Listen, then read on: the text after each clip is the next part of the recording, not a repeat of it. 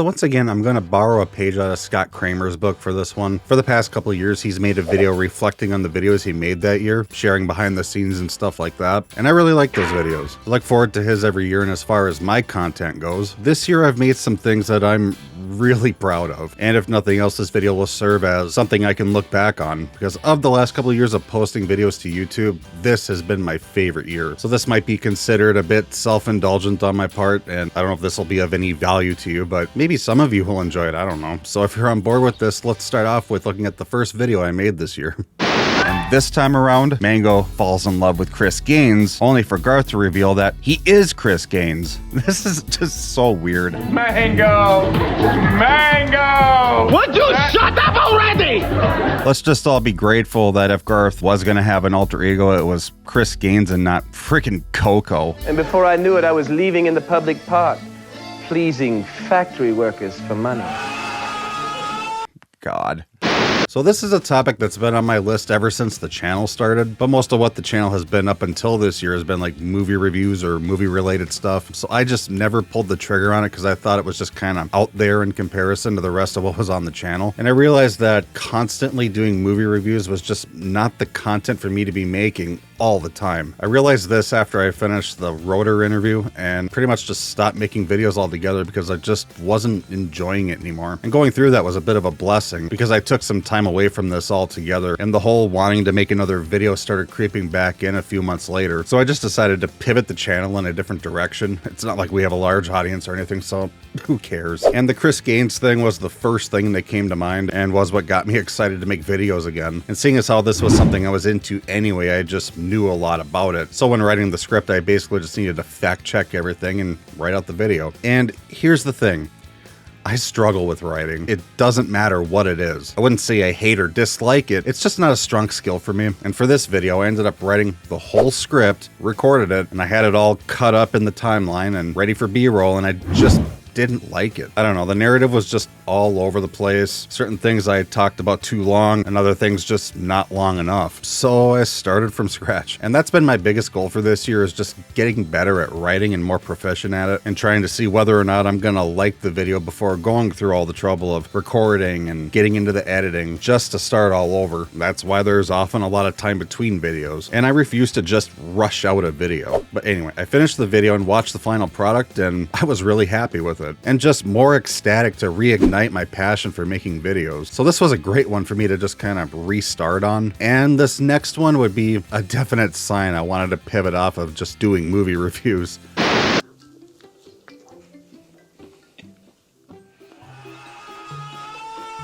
Oh, the horseradish burns.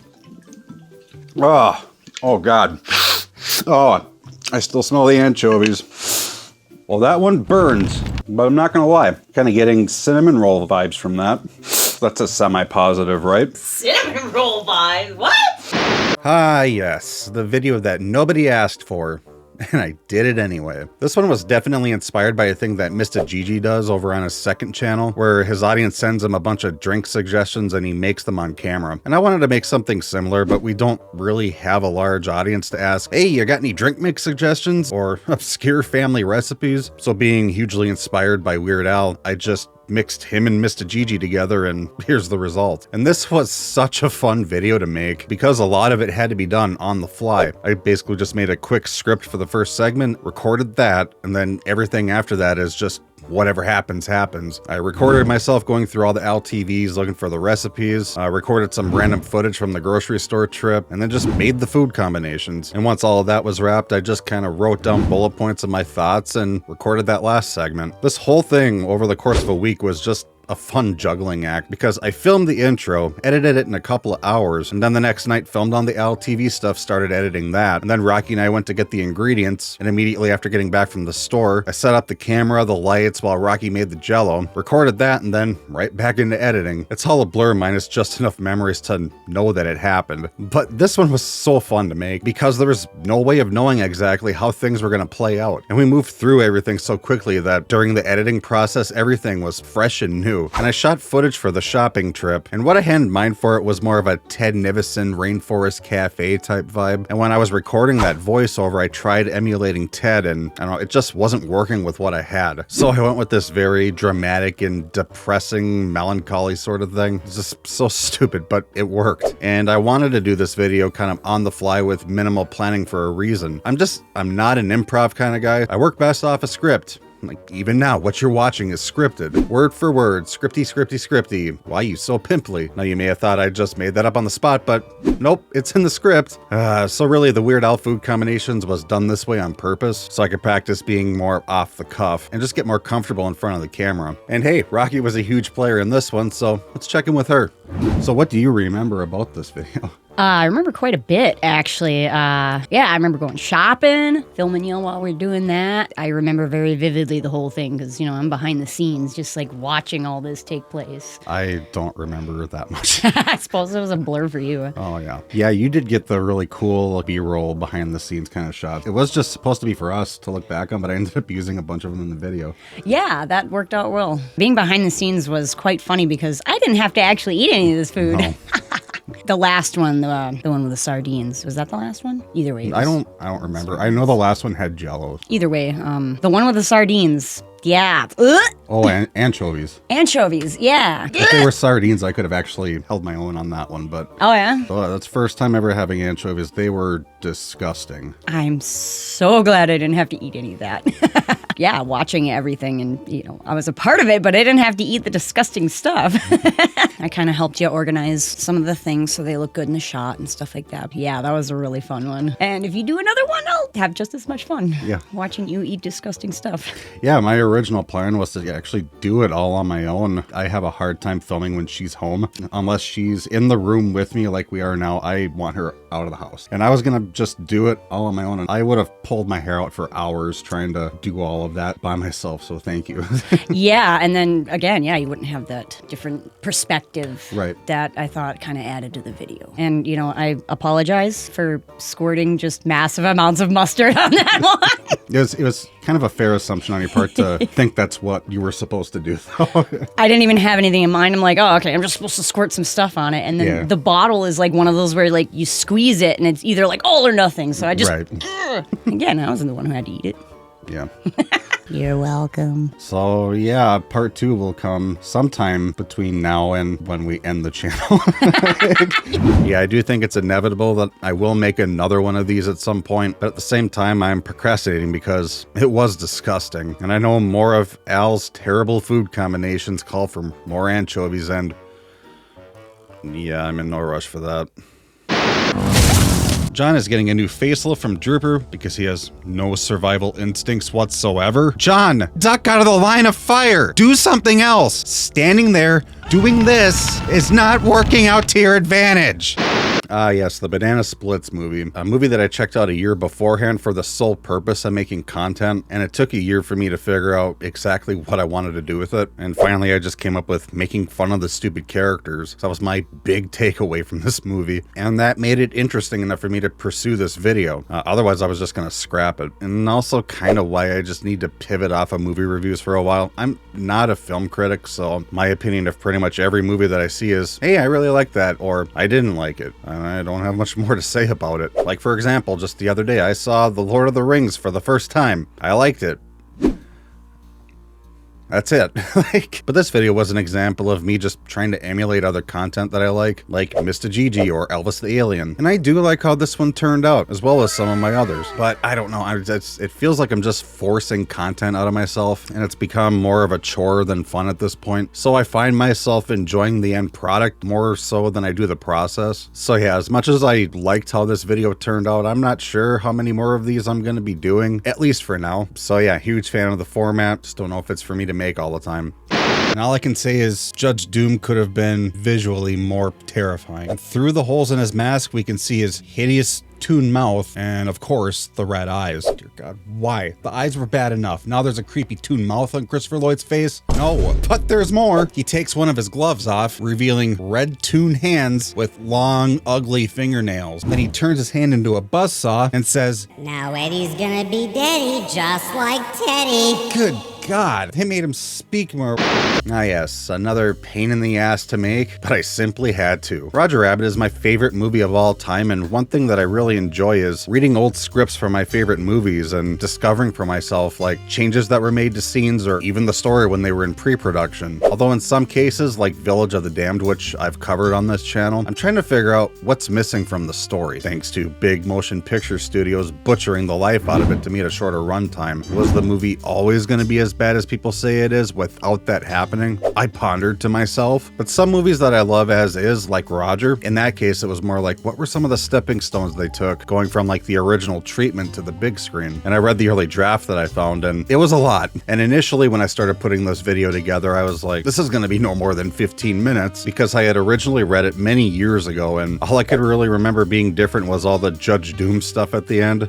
Big shocker there. And there was so much more than that. So I wrote a script for the video, and it was just over 20 pages long, and I just thought, man, that's too long. Like, what am I doing? So I went through it again, trying to tighten things up, and it was still 20 pages long. So I just said, screw it, it'll be as long as it needs to be, right? And the editing took so freaking long. All I remember was hating my decision to use that damn highlighter tool on every single page of the script that I showed. But looking at the end result, I'm really glad that I did, because it just makes it a lot easier for you guys to follow along with what I'm talking about as I'm describing these scenes as fast as I can without wasting too much of your time. But also, I think part of the reason I struggled so much with this edit was because this was one of the first times I had ever used DaVinci Resolve, and I had just switched from Final Cut, and I didn't really know how to do anything with that program efficiently. Not that I do now.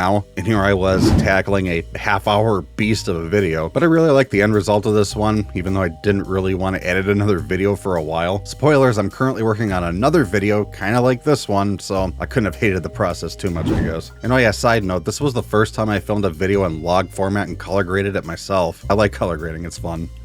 Obey Wario, destroy Mario. Obey me, Wario. I am your master. Mario is your enemy. I could see how it would, that face, This face right there would disturb some kids. Is this Judge Doom's real identity? Is Judge Doom Wario? Can he be both? Judge Doom can be whatever he wants. I almost became hypnotized. Why are they going to that extreme though? Are they trying to scare kids so they don't buy the game? Maybe they want you to just see how evil he truly is, because then it'll make you want to destroy him. It's like, obey Wario, destroy Mario. You can't use your mind power on me. I'll destroy you. I like this whole brainwashing children thing.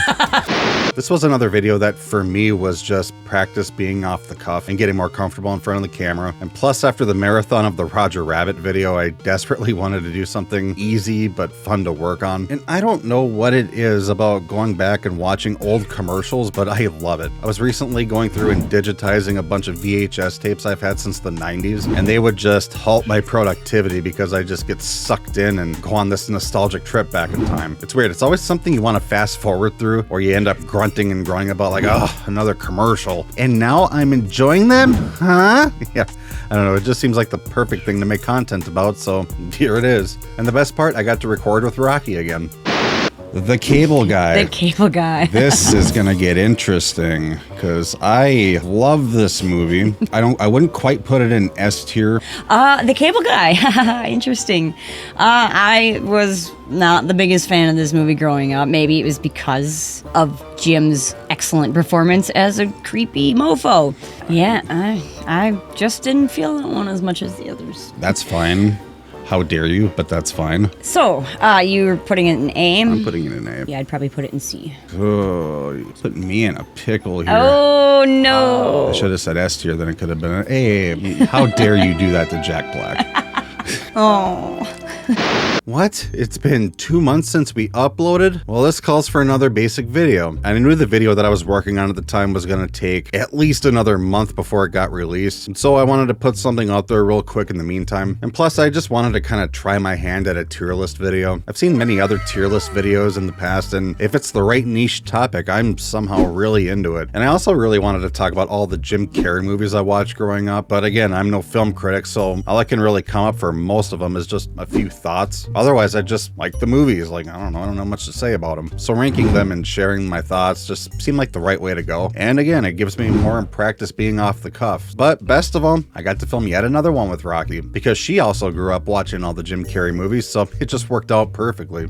So my thoughts here kind of lumping in the commercials and the Jim Carrey thing all in one because, I don't have, a ton of extra. I do want to say about those, though, that they were outside of the box of what we were normally doing. Yeah. So they were just so much fun to just sit down, not have a script and just go. Oh, yeah.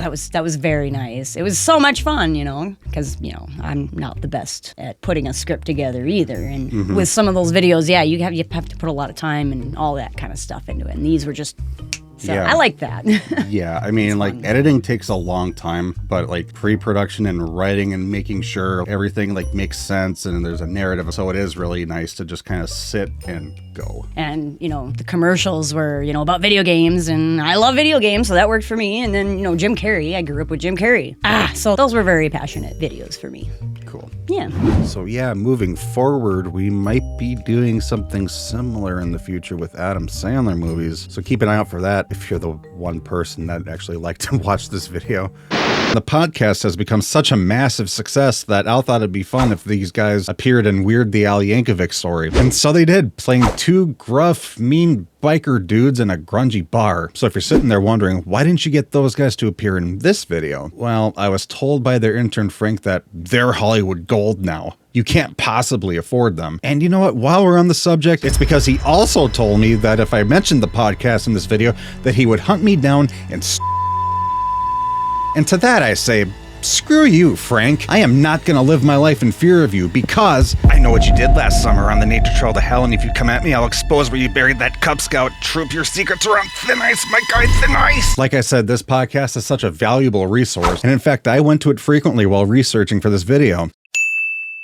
This video was just pure joy to make. I talk about this briefly at the end of the video, but I tried making it a couple of years ago, and the script for that version of it was basically just the tour chasing section, just less good. And it was always meant to be a huge thanks to Weird Al's fans for treating me so well over the years, but my issue with it was it came across more as, hey, look at all this cool stuff I got to do, instead of focusing more on the people that made those memories possible. I don't know, it probably would have been fine, but I didn't want this video to be just fine. And after pondering this for like 2 years, it hit me like, you want this video to be about them? Well, talk about them. Duh. Talk about what they've achieved over the years. And then, yeah, of course, share some of your stuff too. And then it began, my journey on yet another half-hour-long video. I had my list of topics that I wanted to cover, and I knew I wanted to talk about the Hawaiian shirt collection, but I didn't really know if that would work, at least in this video. Nevertheless, I reached out to Sully to see if he'd be okay with me talking about our long history of finding him, and of course he was cool with it, but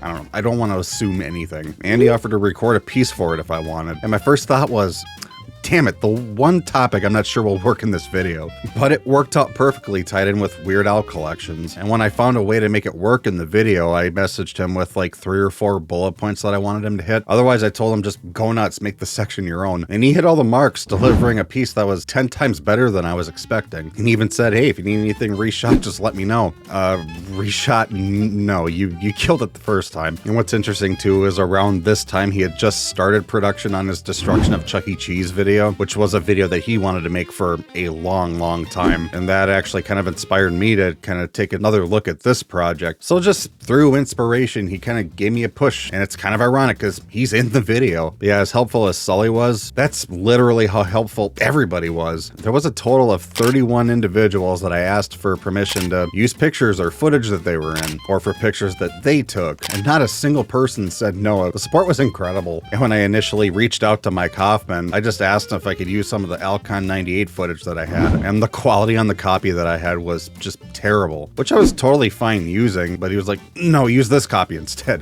So he sent over a much cleaner version of Bermuda's presentation, and so because of his donation, this neat little compositing trick was made possible. So y'all can thank Mike for that. I went to some Weird Al Facebook groups and asked for pictures of people's collection for the video, and I got so many messages and so many pictures from you guys. I had a hard time picking just a few for the video. Dave sent over a giant folder with hundreds of pictures for me to use, and Dan was very helpful as well, finding old pictures from our own archives that I've lost, or sending pictures from his collection. This really wasn't possible without all your guys' help. It really wasn't. Everyone out there who was there making these memories with me was pitching in for this video. I freaking love you guys. And I kid you not, I kept track. It was 106 total hours of editing for this video, and it was tiring, but just pure joy the entire time. But another reason it took so long is because I'm not a proficient editor, and I insisted on using motion blur every single time something popped up on the screen, which is very taxing on a computer and a terrible idea.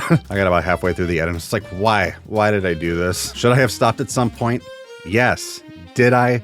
No. Had to individually render each of those little clips one by one just so my computer wouldn't melt. It's a small detail that does look better. Did you even notice? No. Why would you? Also, fun fact, I didn't decide to do the intro on a green screen until the very last minute. And since I don't know what the hell I'm doing, I'm just doing things. You know, I just do things.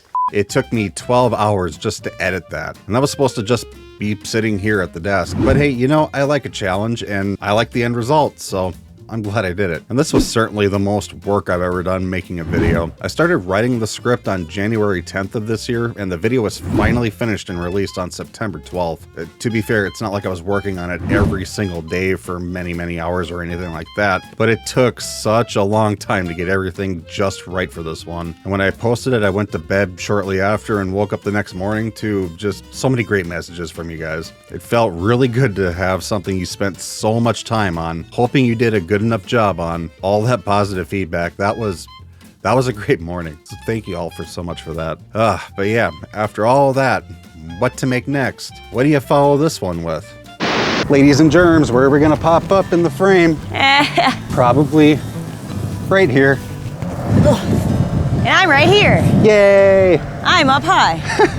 We were fortunate enough to visit Teddy during golden hour, and the view from the top of this hill is just breathtaking. It's beautiful. This is so beautiful. We spent a few moments taking in the view, but we had to keep moving because there was still one more stop we had to catch before we lost all daylight. Should we go see the Creepy Tin family? Oh, it's gonna be a little creepy. Let's lumber. Let's lumber. Oh God, we're lumbering. Oh yeah. I see what you mean, Scott. I'm taking a lot of pages from Scott Cramer this year, and this was the most obvious example of it. And it's just me taking to heart what Scott says at the end of his end of year videos. A quote from the PBS show Zoom: "If you like what you see, turn off the TV and do it." And so I did this. Yeah, Scott posted a video earlier this year where he took a road trip down the Enchanted Highway in North Dakota, and I just thought it was really cool and casually thought, hey, we should go there sometime. And that thought just all summer, it didn't leave my mind. And usually that kind of thing is fleeting. No, there were many weekends during the summer where I just wanted to drop everything and just go. The more research I did about it and just the story behind it all, it honestly became something that meant way more to me than just going on a trip and seeing these sculptures. Because like I say in the video, I'm trying to steer my life in a different direction right now, and I just found the story of the Enchanted Highway just so inspiring. One man made all of these sculptures, and I find it very encouraging and reassuring, you know? And I knew that going to see these sculptures would just inspire me even more. And they're just huge achievements that literally tower over you and are just bigger than life. Not only was it a much needed trip for Rocky and me, but it just encouraged me to just keep pushing. As proud as I am of the Weird Al fan-based video, the Enchanted Highway is my favorite video that I've ever made. And as close as those two videos are as far as how proud I am of them, I think I stand by that. Even though this is the worst performing video of the entire year, but it was a very important trip for me and a very important video for me to make. And it's a video that I almost didn't do. I had it in my head that Scott already made this video. You can't go out there and make the same video that he did. I battled that for a while, and the only thing that made it okay in my head to do was wearing his merch in the video and obviously crediting him, but I was still nervous about it. But he did reach out to me and give me props for it, so I think we're good. And I'm really glad I made this because it's such a liberating video for me to make. As I've said many times in this video already, I don't do well off the cuff, and this video, other than the desk segments, is all of that. And I loved every second of making this because you just did not know what was going to happen, and you're out there just experiencing this for the first time. And while editing, I got to relive our experience all over again. Oh, the Enchanted Highway. Oh, that was such a good video. That was so much fun. And that's definitely outside of the box of everything we've done so far. It got us out of the house. We got to see all this stuff in person. You know, a little mini road trip in there. You and I staying at the castle. Just all of it was just... It was really magical. And yes, shout out to Scott. We never would have done this or known about it. And then, yeah, he got it in his head. He just wouldn't leave it alone. Not complaining, but he was... When things get in my head, they don't leave sometimes. This was definitely one of those things. But I was okay with that because just talking about it was like, oh, yeah, I want to go do this. But, you know, it's not so easy to just... You know. Oh, I wanted to. I know you talked about it all summer. And it was like, yeah, it's kind of getting to the end there. We can't really go in the winter time, you know? Well, I mean, we could, but North Dakota wind when it's winter out, I don't want to do that. I don't want to do it. So a little bit of behind the scenes about this one. We got to the pheasant sculptures and I set everything up and I thought I hit record on the camera that was set up over by the car. We basically had to do like a quick 1.5-minute take, kind of retracing our steps real quickly so I could kind of BS my way around the edit. But if you look really closely, you'll notice I'm not actually carrying around a camera in the wide shot for that. Little cinema magic for you. That's kind of nice though. You can hide stuff like that. My one big regret from this is we didn't clean the windshield. Yes. And you made the comment in the video, we're just near a gas station, because I think we mentioned it while we were there too, and it was like, damn it, why didn't we do that? So I think we had already left the gas station. We're already on our way to Geese in Flight, and I think I mentioned something in there, man, we should have cleaned this windshield, because I'm supposed to be getting shots out the windshield of the sculptures as we're driving up to them. We dropped the ball on that one, so just know that we know. We do. We're very aware. I think Scott actually got a couple of comments about that too. Like, why didn't you clean your windshield? It's North Dakota. Like, it's warm out. There's bugs splattering all over the place. And why didn't we? Because we're dum-dums. Salem Sioux got a little bit screwed over because that wind was brutal. It was like pushing us. I would have just gone for it, but I had this camera with, and it's a Sony a7 IV. I don't want to say how much it is. You can look it up if you want, but if I would have tripped and fallen and broken that thing, I would have been screwed. So that camera is why we didn't go all the way to the top. Otherwise... Well, I believe we were pretty tired that day too, so it was kind of like that, and with the camera and how windy it was, we just were not on our toes at all. I remember another reason too, like when we first went up the hill to Salem Sioux, there was nobody up there. And then we started going up the hill to go to the top of that peak, and all of a sudden there was like 10 people down there. I don't want to film in front of strangers. That was kind of a hurdle for me, filming around other people and, you know, waiting for people to get out of the way, like at the Theodore Roosevelt statue. Yep, we had to, the couple arrived like minutes after we did, and it was like... Time crunch, the sun was going down, and we still had to do the Teddy Roosevelt one, and then we had to do the Tin Family and Whirly gigs still. And the sun was on the horizon. It's like, we do not have much time, so people, gotta go! Yep. And then you get the Knight and the Dragon at the castle, too. You know, you got a nice little morning shot of that. It was so gorgeous, that sun on that green dragon, just making it glow. Oh, so pretty. The landscape, at Teddy Roosevelt, that was just insanely amazing. So I filmed most of this video a few days ago, and we're actually filming this section the day after Scott released his year-end video. And the clip that he picked when he gave our video the shout-out was the Teddy Roosevelt, which was pretty cool. Yeah. Because location-wise, that was my favorite. Yeah, definitely. So during the Enchanted Highway video, there's times where, I don't know, I'm like look a little drunk or something. And that's because I worked all night, and then we left. So at whatever time in the afternoon that was, I was running on, you know, close to 24 hours without sleep. So I was just a little goofy. You know, it's hard to watch yourself sometimes, and you're like, is that what I look like or sound like? And it's just like... So I really want to make more videos like this, even if they don't do well. And I do have one planned for next year around August time, so keep an eye out for that. So yeah, if you haven't watched this one yet, I highly recommend it. Or better yet, just go drive down the Enchanted Highway yourself. Okay, no, go do that, and then watch Scott and Mai's videos while you're staying at the castle. Make it a party! Obviously the neighbor. Someone who is obviously just put there to be killed off, which we predicted right away. My guess is she's gonna die in a very gory and brutal way. Ew. But something that really irks me about the situation with the neighbor is, after Katie gets bit by the dog, the neighbor's excuse for it happening is because Gemma hasn't fixed the hole in her fence, which that dog can just walk around the front. And since Old Yeller was never put on a leash, the likelihood of man's best friend just coming around the fence, hole or not, was likely. It's not like he was the goodest boy.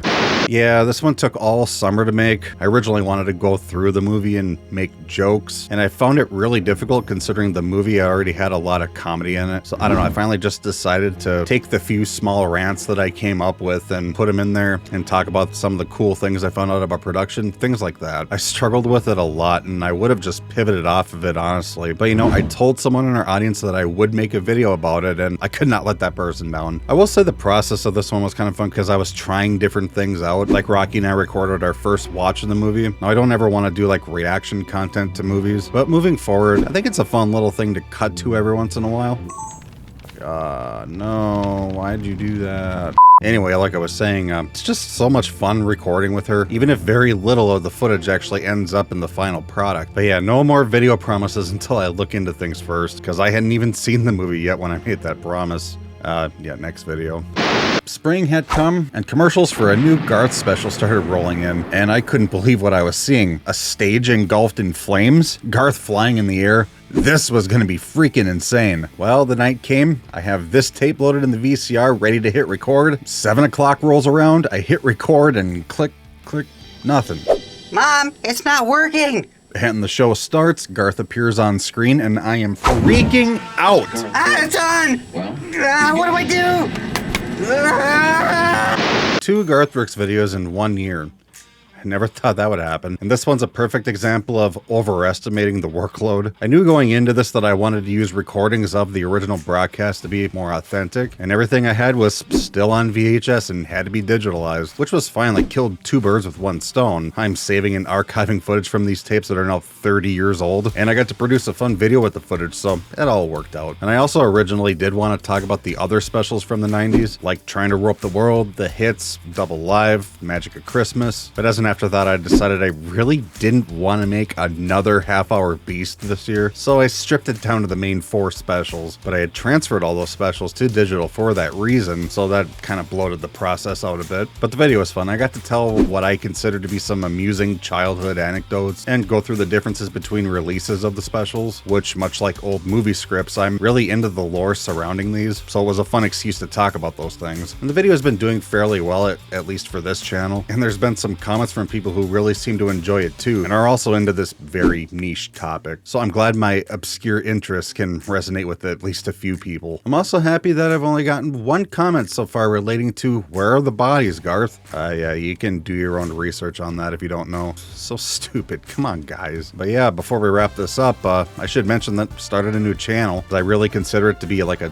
dumping ground for videos I want to make that don't require a lot of work or effort, or odds and ends that I just don't think would work over here, because on this channel I do want things to stay fairly consistent as far as video style, so that things from one video to another just kind of flow together without anything like too jarring of a switch. But over there, I don't care. It's experimental, it's a dumping ground, and it could be polished, it could be rough, it could be 10 seconds or 2 hours. So yeah, that exists. You can go check that out. So that's it for the year.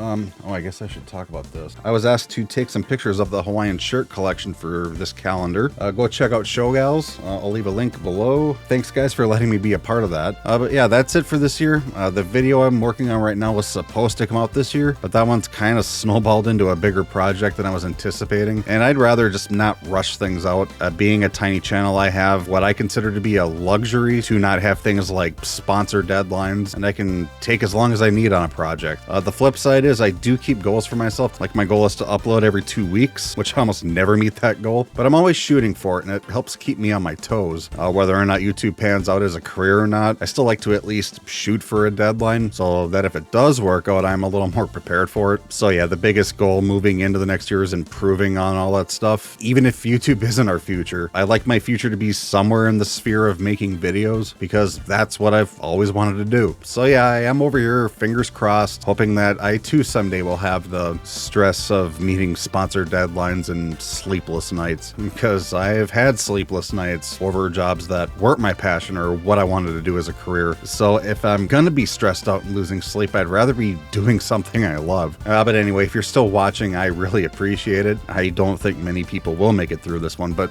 You did, and that's more than I expected. Well, yeah, like I said, if anything, this video serves as a time capsule for Rocky and I to look back on. Years from now when our lives are inevitably much different. So I really hope you enjoyed this ridiculously self-indulgent, ill-advised vanity video. And we'll see if another one of these comes out next year. You never know. All right, I'm going to edit this, then continue working on the first video for next year. Happy holidays to you all, and I'll see you in the next video. A talk boy! Oh, nice! Now I get to fool you guys. Uh-oh.